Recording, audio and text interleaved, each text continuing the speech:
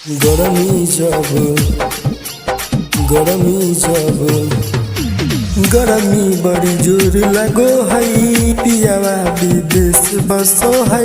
घर में ना लगाबो है कूलर पंखा गे। घर में ना लगाबो है कूलर पंखा।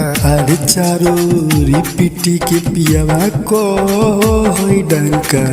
चोलिए में आग लागो है जैसे जलो है लंका। चोलिए में आग लागो है जैसे जलो है लंका। गरमी बड़ी जोर लगो है। पियावा विदेश बसो है। घर में ना लगाबो है कूलर पंखा। अरे चारो रिपीटी के पियावा को है डंका।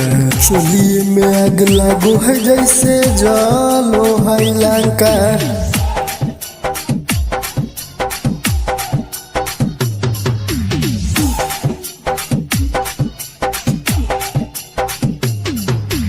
टॉप टॉप छुएला पसीना सखी हमारा।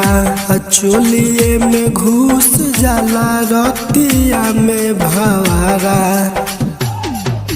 हर छोटे छोटे देवरा सखी डोलाबो है पंखा।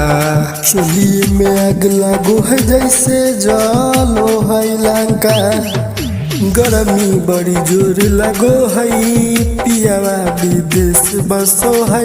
घर में ना लगाबो है कूलर पंखा। हर चारो रिपीटी के पियावा को है डंका।